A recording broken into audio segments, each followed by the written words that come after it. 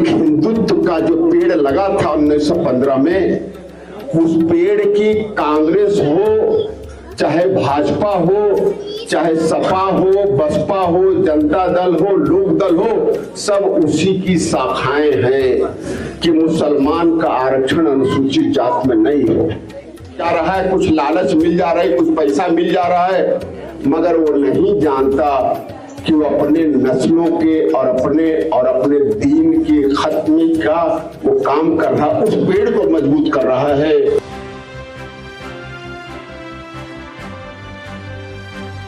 गौर से सुनेंगे तो बात समझ में, वजह समझ में आएगी जो हमें मालूम नहीं है। 99% मुस्लिम, 99.9% मुस्लिम समाज को, इवन जो पढ़े लिखे हैं उन्हें पता नहीं है कि हमारा मसला क्या है। 1947 नवंबर ये भी उतना ही इंपॉर्टेंट है जितना 1915 और 1925 है।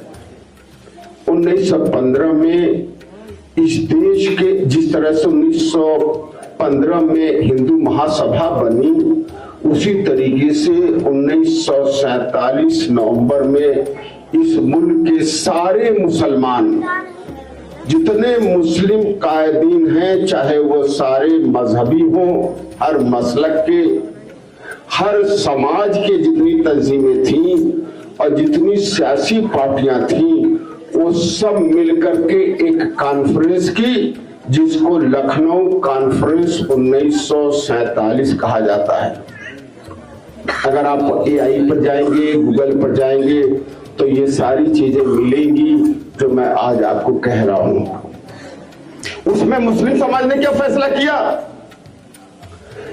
1915 में कुछ मुट्ठी भर ब्राह्मण लोगों ने इकट्ठा होकर के ये फैसला किया कि सिर्फ हिंदू हुकूमत होगी, उसी की सभ्यता होगी, और उसी के लिए 100 साल से उन लोगों ने जद्दोजहद की। 1947 में नवंबर में मुस्लिम समाज ने, सभी मुस्लिम समाज ने, हर मसलक के, ये नहीं किसी खास मसलक के, जितने दानिश्वर थे, पढ़े लिखे थे, जितने सियासी पार्टियां थी, जितनी तंजीमें थी, सब लोग मिलकर के ये फैसला किए कि इस मुल्क में न तो मुसलमान सियासत करेगा और न ही हुकूमत करेगा।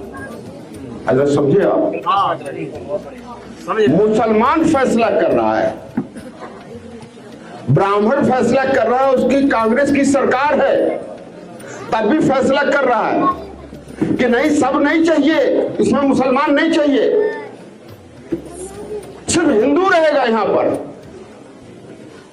और मुसलमान उसी वक्त फैसला कर रहा है कि मुसलमान न तो सियासत करेगा न तो हुकूमत करेगा, ये जो सरकार में रहेगी उसी की हिमायत करेगा। मतलब ये है कि चाहे सरकार ब्राह्मण की हो, क्षत्रिय की हो, चमार भाई की हो, धोबी की हो, पासी की हो, यादव की हो, किसी की भी हो, कुर्मी की भी हो, मुसलमान उस हुकूमत का गुलाम रहेगा, मातहत रहेगा। किसी ने जबरदस्ती नहीं की मुसलमानों के साथ, मुसलमानों के साथ किसी ने जबरदस्ती नहीं की, मुसलमान ने खुद फैसला किया। और मुसलमान पैदा होने से लेकर के मरने तक आज यही कहता है कि इसको हराना, इसको जिताना है। आप बता दो कि कहीं पर मुसलमान ये सोचता है और इसके लिए लड़ाई लड़ता है कि हमको हुकूमत करनी है? क्यों भाई नहीं करता? बोलो भाई, बोलो। कहता है इसको हराना है, इसको जिताना है। किसको सपोर्ट करना है? यादव जी को मुख्यमंत्री बनाना है, मायावती को मुख्यमंत्री बनाना है, सबको बनाना है मुख्यमंत्री, हम उनकी मातहत रहेंगे।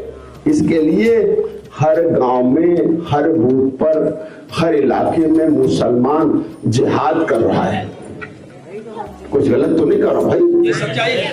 अरे बोलो, देखो भाई, अकेले मैं बोलूंगा तो काम नहीं चलेगा, है नहीं? यह मसला डॉक्टर अयूब का सिर्फ नहीं है, यह मसला हम सभी का है और हम सभी लोग इससे भुगत रहे हैं। ये जो फैसला किया इसका खमियाजा हम सभी भुगत रहे हैं। ये मसला तो आप शायद बता दो, कोई जानता था ये बात? ये दोनों बात कोई नहीं जानता था, कोई नहीं जानता। हमने जानने की कोशिश नहीं की। पढ़े लिखे इसमें बहुत सारे लोग हैं। मंडल कमीशन बनी,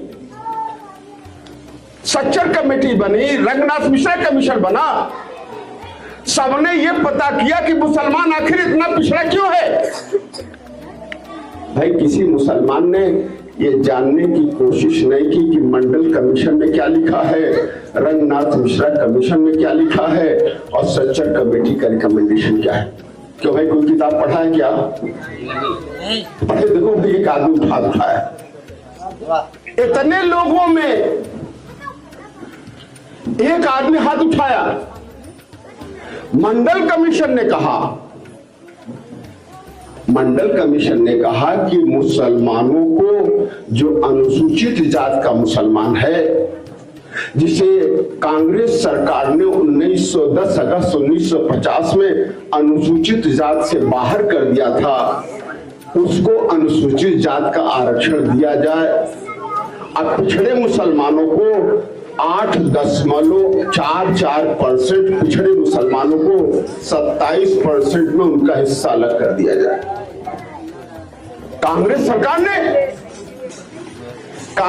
सरकार ने 10 अगस्त 1950 को दलित मुसलमान, हिंदू दलित को सिर्फ आरक्षण दिया, मुसलमान को नहीं। 40% मुस्लिम समाज के लोग अनुसूचित जात में हैं, जो हिंदू हैं, सिख हैं, बुद्धिस्ट हैं, वो आज भी अनुसूचित जात में हैं। आप देखते नहीं हो, चाहे ग्राम सभा हो, जिला पंचायत हो, चाहे विधानसभा हो या लोकसभा हो, अगर अनुसूचित जात के लिए है तो उसमें मुसलमान चुनाव नहीं लड़ सकता। 1/4 सरकारी नौकरी है, तालीम है, डॉक्टर है, इंजीनियर है, उसमें मुसलमान हिस्सा नहीं ले सकता। मुसलमान को अलग कर दिया है। और यही वजह है कि मुसलमान इन 2 फैसलों की वजह से, अनुसूचित जात पिछड़े में रिजर्वेशन न मिलने की वजह से, इन 2 फैसले की वजह से, और मुसलमानों को सियासत हुकूमत से दूर रहने की वजह से, जो 37-33% मुसलमान आजादी के वक्त था सरकारी नौकरी में, आज 1% रह गया है। साथियों, इसके लिए जिम्मेदार कोई नहीं है। हमने फैसला लिया है और हम ये काम कर रहे हैं, दूसरा कोई नहीं कर रहा। तो ये बात हम समझ लें, मतलब इसका क्या है। भाई एक हिंदुत्व का जो पेड़ लगा था 1915 में, उस पेड़ की कांग्रेस हो, चाहे भाजपा हो, चाहे सपा हो, बसपा हो, जनता दल हो, लोक दल हो, सब उसी की शाखाएं हैं। क्योंकि जब मुसलमानों के खिलाफ हुआ तब सभी ने मिलकर के हिमायत की कि मुसलमान का आरक्षण अनुसूचित जात में नहीं हो। 2019 में CAA पास हुआ। CAA मतलब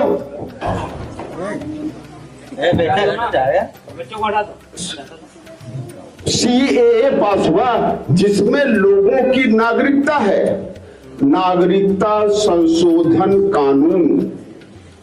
इसमें सिर्फ मुसलमान को यह साबित करना पड़ेगा कि वह इस देश का बासिंदा है, नागरिक है, उसको साबित करना पड़ेगा। अगर वो कहते कि हम हिंदू हैं, सिख है, ईसाई है, पारसी है, जैन है, तो उसे नहीं साबित पूछा जाएगा, मगर मुसलमानों से पूछा जाएगा। इसको पास किसने कराया? भाजपा सरकार ने, और कांग्रेस, सपा, बसपा ने, जनता दल ने सब मिलकर इसको पास कराया। और वो भी मुसलमान MP ने पास कराया। अगर मुसलमान MP भी सपा, बसपा के, कांग्रेस के इसके खिलाफ वोट देते तो ये बिल पास नहीं होता। इसलिए साथियों, जो दूसरे के साथ है, जो सपा के साथ है, जो बसपा के साथ है, कांग्रेस के साथ है, मुसलमान भाई हमारा जो भाजपा के साथ है, शायद वो ये बात समझ नहीं रहा है। वो अपना कुछ फायदा तो पा जा रहा है, अपना मेहनताना पा जा रहा है, विधायक बन करके, सांसद बन करके, पद ले करके कुछ पदाधिकारी बन जा रहा है, कुछ लालच मिल जा रहा है, कुछ पैसा मिल जा रहा है, मगर वो नहीं जानता कि वो अपने नस्लों के और अपने दीन के खत्मे का वो काम कर रहा, उस पेड़ को मजबूत कर रहा है जो हिंदुत्व का पेड़ है, उसको मजबूत कर रहा है। और यही तो मेरे रब ने कहा है कि सारे मुसलमान आपस में भाई हैं, और जो अल्लाह और नबी को नहीं मानते वो सारे के सारे आपस में भाई हैं। क्यों भाई, कुछ गलत तो नहीं कर रहा? सभी भाई, तो आपका कोई नहीं है, कोई आपकी लड़ाई नहीं लड़ता। अभी आज मस्जिदें गिराई जा रही हैं, खानकाहें गिराई जा रही हैं, मजारे गिराए जा रहे हैं, मदरसे गिराए जा रहे हैं। क्या कोई ऐसी जमात है, पार्टी है जो आपके लिए संघर्ष कर रही है सड़क पर उतर करके? नहीं। कोई बोल रही है भाई? नहीं। अरे अखिलेश जी, मायावती जी, राहुल जी जो अपने को सेकुलर कहते हैं, जो संविधान बचाने की बात करते हैं, जब संविधान में मुसलमानों का आरक्षण खत्म होता है तो नहीं बोलते। जब सीएए संविधान बदला जाता है, जब मुसलमानों के साथ भेदभाव होता है, तब उन्हें संविधान बचाने की चिंता नहीं होती है, क्योंकि ये तो मुसलमान है ना। साथियों, ये बात हम सभी को समझना है। तो ये इससे एक बात मैं साफ कर दूं कि हमारी सोच है जिसकी वजह से आज हम इस हालत में हैं। अगर हम भी आजादी के बाद से लगातार सियासत करके हुकूमत किए होते तो शायद हमारे हालात इतने बदतर न होते। आप हमें बता दो कि मोदी जी, योगी जी, अखिलेश जी, मायावती जी और जितने सेकुलर कहे जाते हैं, जिनको आप दुश्मन मानते हो, भाजपा को, आरएसएस को, और आप सेकुलर जितने मानते हो, सपा, बसपा, कांग्रेस को, आप भाजपा को हराना चाहते हो। क्यों हराना चाहते हो ये मुझे पता नहीं, और क्यों उन्हें दुश्मन समझते हो, और जितने सेकुलर अपने को कहते हैं क्यों उन्हें दूर समझते हो ये मुझे पता नहीं भाई, मैं इसको नहीं मानता। आप हमें बता दो, आप अगर भाजपा को हराना चाहते हो तो सपा, बसपा, कांग्रेस सब मिल जाए, सारी भाजपा के अलावा की पार्टियां, तो भाजपा हार जाएगी कि नहीं हार जाएगी? बोलो भाई, हार जाएगी नहीं हार जाएगी? मतलब साफ है, सब सरकार अपनी अपनी बनाना चाहते हैं, और मुसलमान वो भाजपा हराना चाहता है। क्यों आप हराना चाहते हो भाई? आप जीत करके भाजपा के क्यों नहीं हराते हो? आप खुद जीतो और भाजपा को हराओ। मैं मिसाल दे दूं कि खलीलाबाद में मैं भी 2012 में विधायक बना।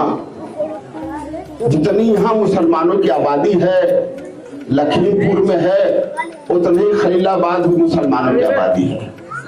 1/3 से भी कम मुसलमान हैं। 2012 में समाजवादी पार्टी ने मजबूत मुसलमान दिया, बसपा ने भी मजबूत मुसलमान दिया, एनसीपी ने भी मजबूत मुसलमान दिया, पीस पार्टी से मैं भी खड़ा हुआ, और भाजपा से सिर्फ एक ब्राह्मण खड़ा हुआ। मगर मुसलमान जीतने के लिए लड़ रहा था, तो हम 5,500 वोट से जीते, अब भाजपा तीसरे नंबर पर गई। मेरी बात समझे आप? और 17 और 22 में मुसलमान फिर भाजपा को हराने लगा।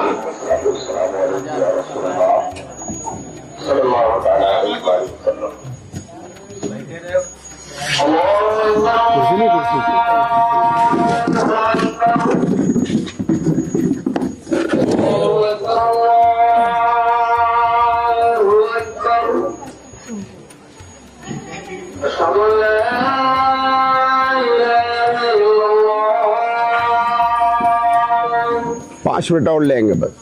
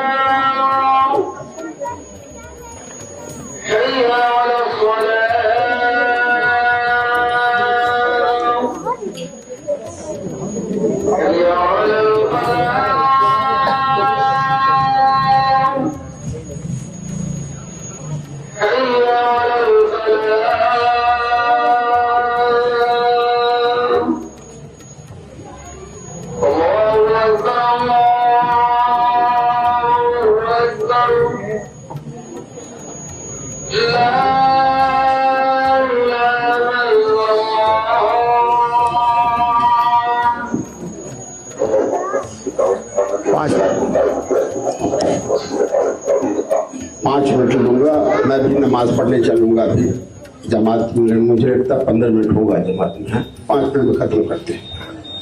तो मैं ये कह रहा था कि सब मिल करके हराते हैं। तो मुस्लिम समाज ने अपने लिए मांगा, अपने गुलाम बनने के लिए लगातार कोशिश की और हम गुलाम बन गए। साथियों, 5,500 वोट से हम जीते। अब भाजपा तीसरे नंबर पर गया। आज जब मुसलमान भाजपा को हराने लगा तो 2017 में भी भाजपा जीती और 2022 में भी भाजपा जीत गई। यही तरीका हर जगह पर है। आप मुझे बता दो कि अगर इस श्रीनगर के विधानसभा में अगर लोगों को पता चल जाए कि यहाँ का मुसलमान 80%, 90% पीस पार्टी के साथ है, तो जो सबसे मजबूत प्रत्याशी होगा वो सपा का टिकट लेगा, बसपा का टिकट लेगा कि कांग्रेस का टिकट लेगा? किसका टिकट लेगा बताओ भाई?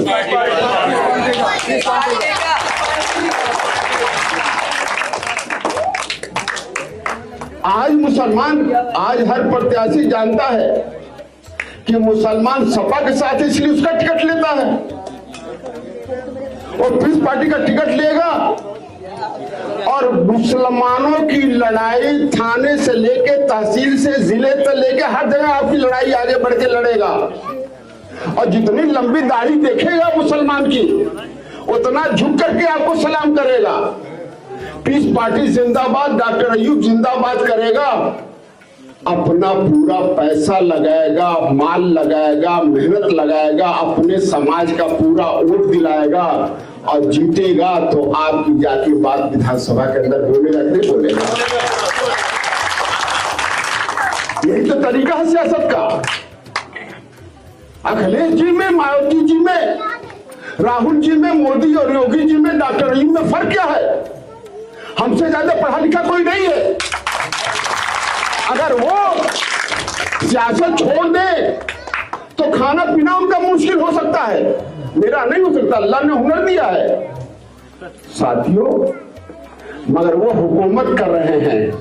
वो हुकूमत में आदेश दे रहे हैं कि कौन सी मस्जिद गिरा दिया जाए, कैसे मुसलमानों को गिरफ्तार किया जाए, कैसे लोगों को तकलीफ दिया जाए, क्या किया जाए मुसलमानों के खिलाफ। और हम यहाँ आपके बीच आकर के बात कर रहे हैं इतनी रात में, और हमारा समाज बिल्कुल कमजोर, लाचार, बेबस पड़ा हुआ है। साथियों, फर्क इतना है कि उनका समाज आज उनके साथ है और हमारा समाज आज हमारे साथ नहीं है। फर्क भाई। और अगर हमारा समाज हमारे साथ हो जाए तो उनको कोई पूछेगा नहीं। बसपा को अगर मुसलमानों ने छोड़ दिया, कांग्रेस को मुसलमानों ने छोड़ दिया, वो खत्म हो गई पार्टियां। समाजवादी पार्टी यादव की वोट से नहीं बल्कि मुसलमान की ओर से जिंदा है। साथियों, अभी हमारे जिया साहब कह रहे थे ना कि सबको सत्ता में गठबंधन में लेते हैं, मुसलमान को क्यों नहीं लेते? अरे मुसलमान खुद गुलाम बनने के लिए तैयार है। नौजवान कहता है हमारा कि अखिलेश भैया तुम पर जवानी कुर्बान, कुछ मांगता नहीं है। ऐसे गुलामों को अपना पार्टनर हम क्यों बनाए जो गुलाम खुदे बना हुआ है? क्यों भाई?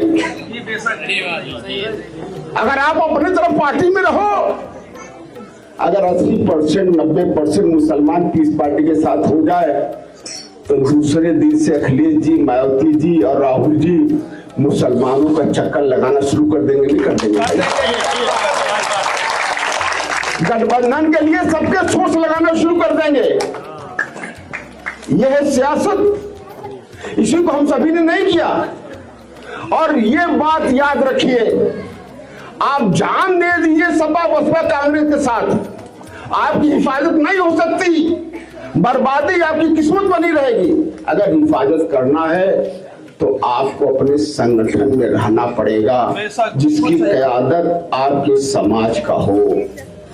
आज संगठन में आज मायावती की और बसपा का सरकार नहीं है, न बसपा का सरकार है, न कोई विधायक है, न कोई मंत्री है, पर उनके साथ जुल्म नहीं हो सकता।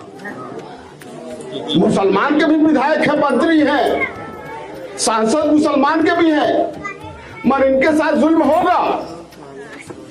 मतलब ये है कि हमारा संगठन नहीं है।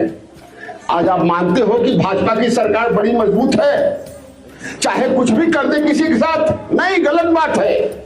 मैं नहीं मानता कि भाजपा की सरकार मजबूत है, योगी आदित्यनाथ की सरकार मजबूत है, मोदी की सरकार मजबूत है। मजबूती रहेगी तो हर जगह दिखेगी, मगर मजबूती उनको मुसलमान के खिलाफ दिखता है। चाहे तो पूरे जिले के मस्जिद मदारिस और हमारे खानकाहों को, मजारों को गिराने का हुक्म देते, दूसरे दिन गिर जाएगा, कोई बोलने वाला नहीं रहेगा।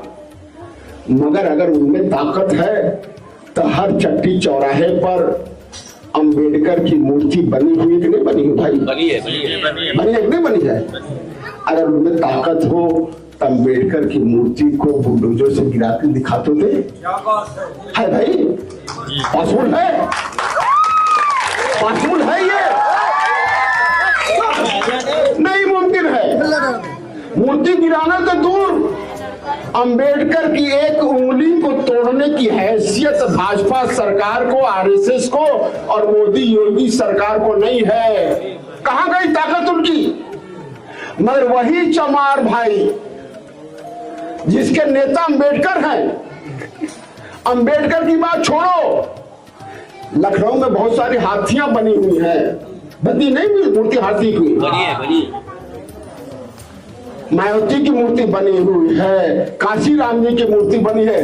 उनकी सुरक्षा के लिए, हाथियों की सुरक्षा के लिए, हाथी की मूर्ति की सुरक्षा के लिए वहां गार्ड लगाए गए हैं। देखा आप लोगों ने? नहीं देखा भाई? और आपकी इबादत गाहों को बुलडोजर से गिराया जा रहा है। जानते क्यों? जब संगठन में आप ही की तरह से चमार भाई भी हरा जिता रहा था, कांग्रेस की सरकार बना रहा था, उनके विधायक एमपी थे और उनके बड़े बड़े नेता थे।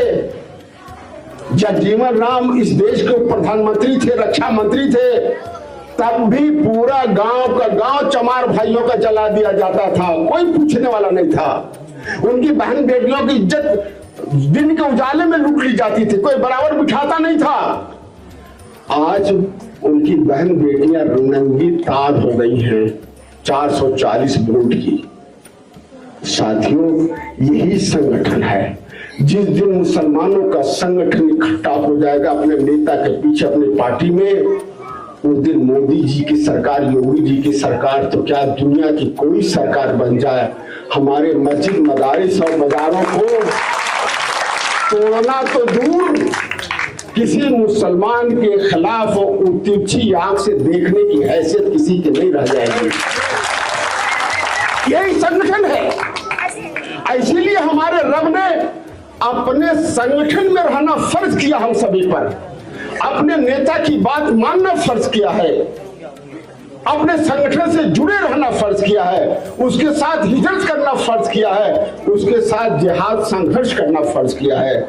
और जो भी ये काम करेगा वो कामयाब होगा, जो नहीं करेगा वो कामयाब नहीं होगा।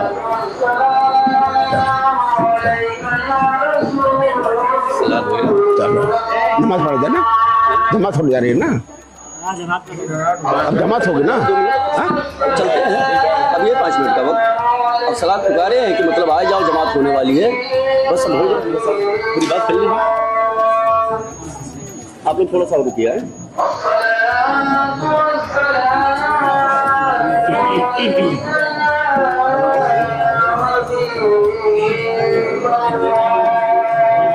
वसीम भाई जी, बोतल से जी हमारी इधर आ जाओ।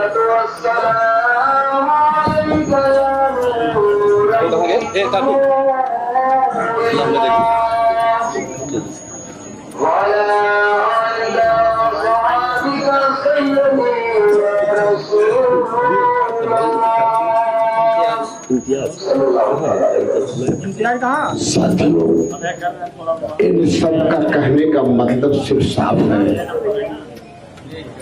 कि हमारे मसाइल की वजह हम हैं। भाजपा को हराने से, किसी को जिताने से हमारे मसाइल का हल अगर होना होता तो अब तक हो गया होता। सच है।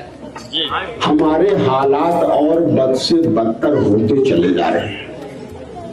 जो अल्लाह का हुक्म है, जिस तरीके से कौमें तरक्की की है, अगर उस तरीके से हम संगठन बना के अपने नेता के साथ जुड़ करके, उसके साथ संघर्ष करके अगर काम करेंगे तो हमारे मसाइल का हल होगा, वरना नहीं होगा। एक मिसाल दे करके मैं अपनी बात खत्म करूंगा कि सियासत से ही दुनिया के मसाइल का हल है और कोई तरीका नहीं है। हमारे नबी ने 13 साल मदीने के अंदर कोशिश की, दावत दी, उन पर सारे जुल्म हुए, क्योंकि सरकार थी अबू लहब, अबू जहल और अबू सुफियान की। सब कुछ किया, सब लालच दिया, मगर हमारे नबी ने उनको अपना नेता नहीं माना, अपने मुल्क को छोड़ दी। उनसे बेहतर इबादत करने वाला, दुआ करने वाला, अल्लाह के नजदीक हिकमत वाला और उनसे बेहतर किरदार वाला कोई नहीं हो सकता। तो इन सब चीजों से हमारे दुनिया की मसाइल हल नहीं हो सकती। मगर जब उन्होंने मदीना जाकर के सियासत की और सभी को जोड़ा, ईसाई को जोड़ा, यहूदियों को जोड़ा, काफिरों को जोड़ा, मुसलमान की तादाद बहुत कम थी। जब मिसाके मदीना में बन करके सरकारें मदीना बने, तब उन्होंने मुसलमानों के साथ जुल्म खत्म हुआ। और जब मक्का जीते तो जिन लोगों ने उनको सताया था, एक दिन में इस्लाम में समझ में आ गया। साथियों, यही तो हमारे नबी का किरदार है और यही अल्लाह का हुक्म है। और इस जो आज हालात है, इससे निकलने का सियासत एक तरीका है और कोई तरीका नहीं है।